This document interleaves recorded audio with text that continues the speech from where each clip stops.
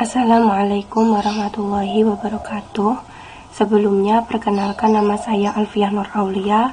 Saya dari kelas E program studi Sistem Informasi. Di sini saya akan menjelaskan tentang proses penelitian.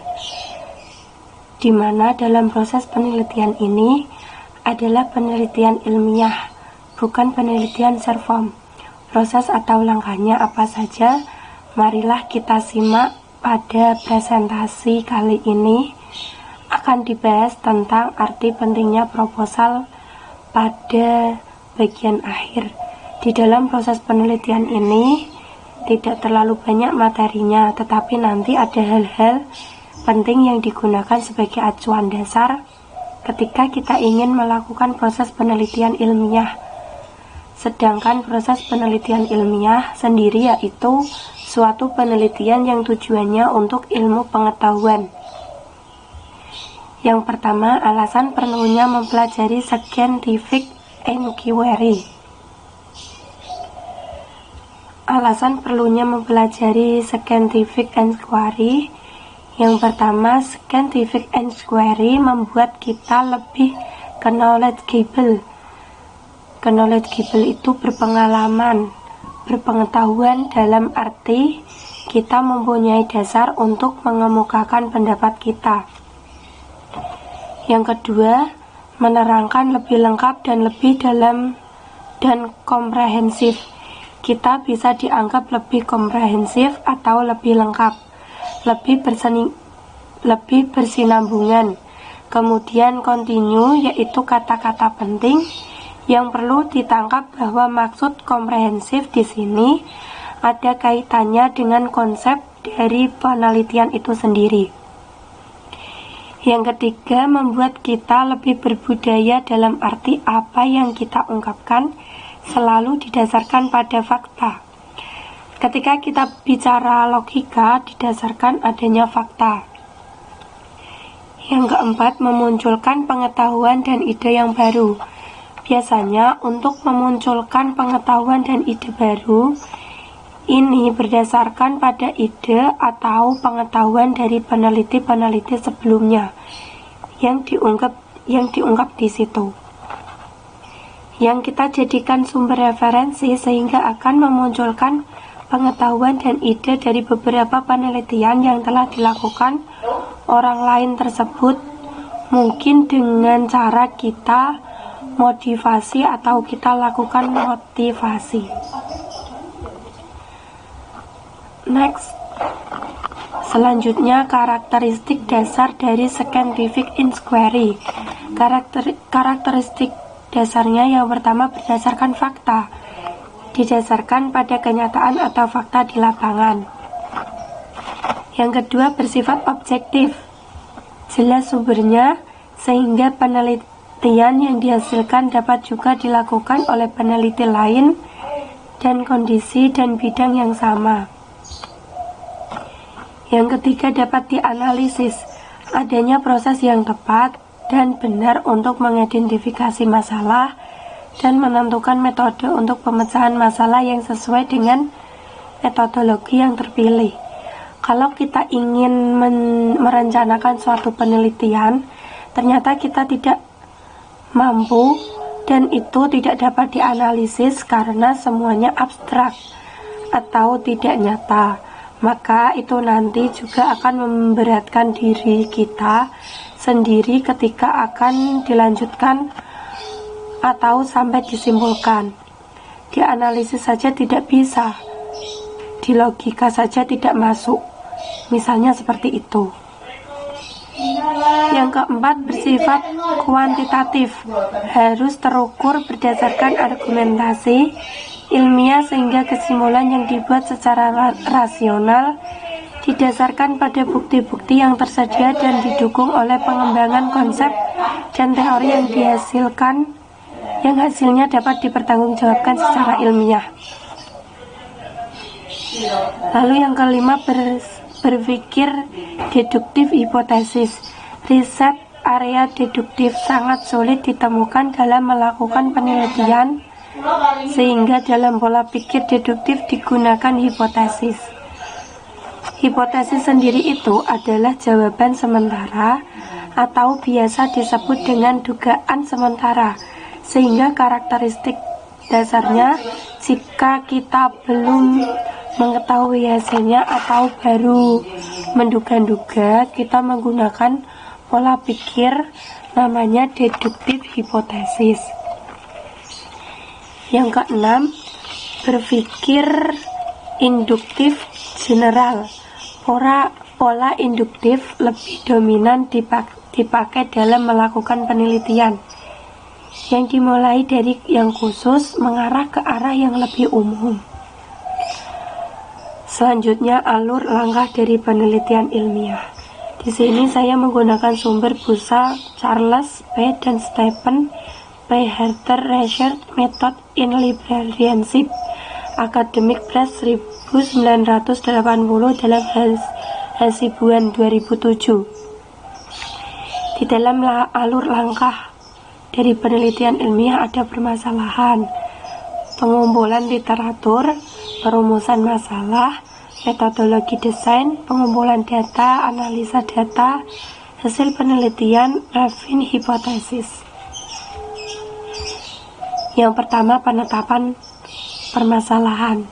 Penetapan permasalahan atau stage general problem dengan cara-cara sebagai berikut. Ungkapkan sesuatu secara umum atau ide. Berisikan pertanyaan yang bersifat umum terhadap permasalahan yang akan diamati.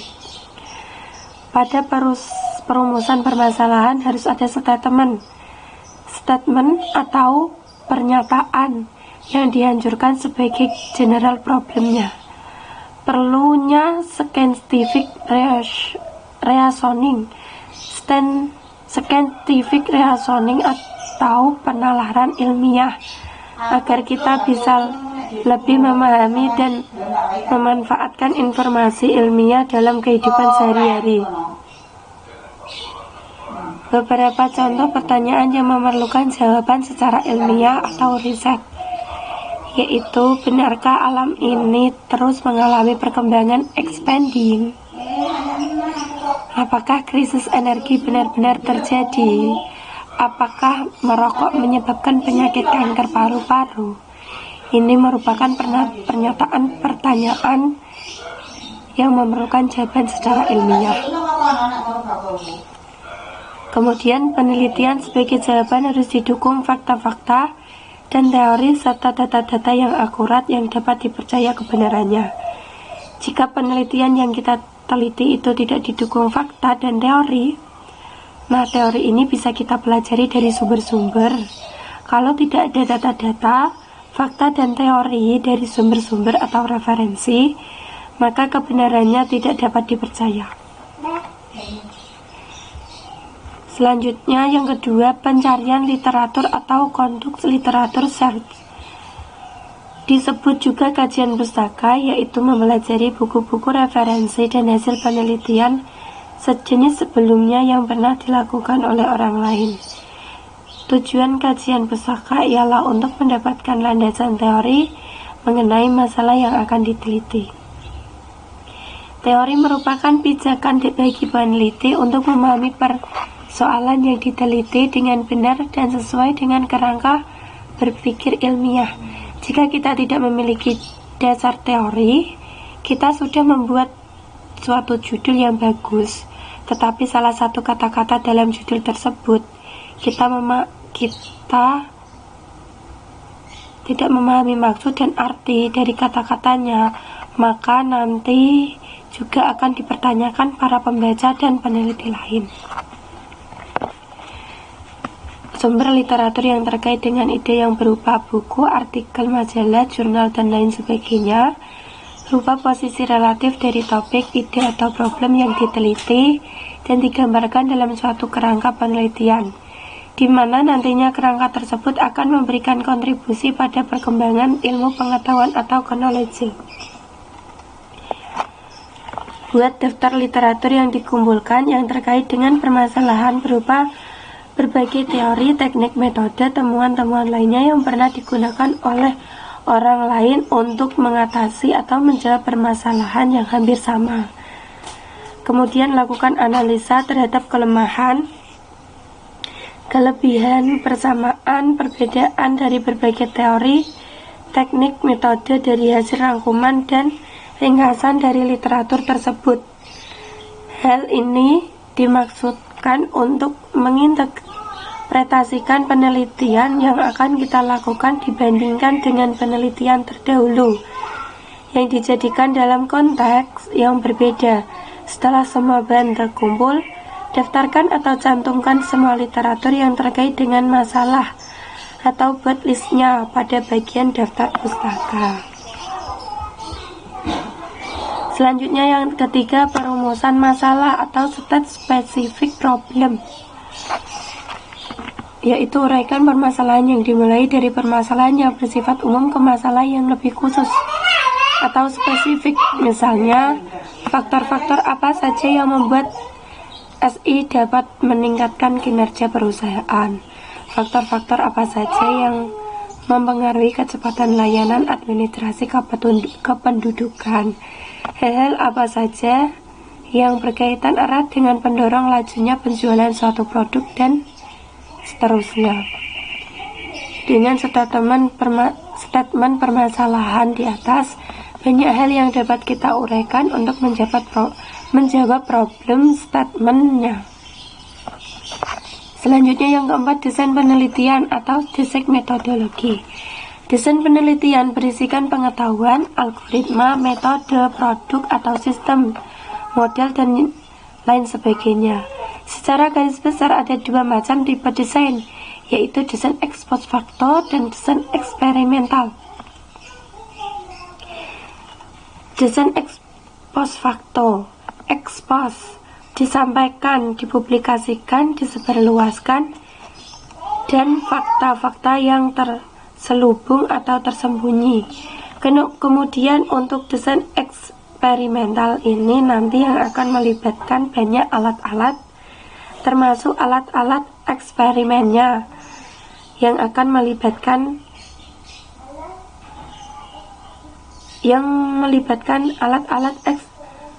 termasuk alat-alat eksperimennya nanti. Kita tidak membahas sampai detail tentang laboratorium eksperimental karena di tempat kita di bidang IT itu eksperimentalnya lab di dalam komputer, di mana desainnya bisa berupa eksperimental desain ex post facto. Faktor-faktor yang membedakan kedua desain ini ialah pada desain ex post facto tidak terjadi manipulasi variabel bebas, sedangkan pada desain yang eksperimental terdapat manipulasi variabel bebas. Tujuan utama penggunaan desain yang ex post facto ialah bersifat eksplorasi dan deskriptif, sedangkan desain eksperimental bersifat eksplanatori atau sebab akibat. Langkah-langkah eksperimental yang harus dilakukan yang berupa bagian dari metodologi yang nantinya akan dapat membedakan antara metodologi yang satu dengan metodologi lainnya, yaitu setting eksperimen, cari instrumen apa yang akan digunakan untuk membantu memecahkan permasalahan tersebut, tentukan objek dan variabel yang akan diukur dengan jelas dan tepat. Buat daftar atau list langkah-langkah apa saja yang akan dilakukan untuk menjawab permasalahan yang telah ditetapkan sebelumnya. Gunakan berbagai macam teknik, alat atau tools, instrumen, dan sebagainya yang tepat untuk setiap tahapan. Selanjutnya, pengumpulan data atau gather data. Data dapat dibedakan menjadi beberapa jenis berdasarkan hal-hal berikut. Satu jenis data menurut cara memperolehnya. Data primer, data yang diambil langsung dari objek penelitian atau merupakan data yang berasal dari sumber asli atau pertama. Pencarian data primer dilakukan dengan cara wawancara dengan menggunakan instrumen penelitian yang disebut dengan kuesioner. Data sekunder, data yang berasal dari sumber yang telah dikumpulkan oleh pihak lain, misalnya dari perpustakaan, perusahaan-perusahaan, organisasi perdagangan, biro pusat statistik, dan kantor-kantor permasalahan. seperti data dari Badan Pusat Statistik atau BPS, data hasil riset, data dari perusahaan, dan lain sebagainya. Yang kedua, jenis data berdasarkan sumber data. Ada data internal dan data eksternal. Data internal, data yang menggambarkan situasi dan kondisi pada suatu organisasi secara internal. Sedangkan data eksternal yaitu data yang menggambarkan situasi serta kondisi yang ada di luar organisasi. Yang ketiga, klasifikasi data berdasarkan jenis data. Ada data kuantitatif dan data kualitatif. Data kuantitatif yaitu data yang dipaparkan dalam bentuk angka-angka. Data kuantitatif yaitu data yang disajikan dalam bentuk kata-kata yang mengandung makna. Yang keempat, pembagian jenis data berdasarkan sifat data. Ada data diskrit, ada data kontinu. Data diskrit yaitu data yang nilainya adalah bilangan asli. Sedangkan data kontinu, data yang nilainya ada pada suatu interval tertentu atau berada pada nilai yang satu ke nilai yang lainnya. Biasanya ada kata-kata sekitar, kurang lebih, kira-kira, dan seterusnya. Yang kelima, jenis data menurut waktu pengumpulannya. Ada data cross-section, ada data time series atau berkala. Data cross-section, data yang menunjukkan pada titik waktu tertentu. Misalnya jumlah mahasiswa UMK pada tahun 2019, jumlah lulusan pada bulan April tahun 2018, dan seterusnya. Data time series atau berkala adalah data yang menggambarkan suatu data dari waktu ke waktu atau periode secara historis. Contoh, data time series adalah data perkembangan nilai tukar rupiah terhadap dolar Amerika dari tahun 2015 sampai tahun 2020. Yang keenam, analisis data atau analisa data. Pengelolaan data atau analisa data merupakan proses pra-analisa yang mempunyai tahapan-tahapan sebagai berikut. 1. Editing data. 2. Pengembangan variabel. 3. Pengodian data. Yang keempat, cek kesalahan. Yang kelima, membuat struktur data. Yang keenam, cek pre-analisa komputer. Yang ketujuh, tabulasi. Lalu analisa data merupakan interpretasi dari hasil pengamatan atau hasil penelitian. Ini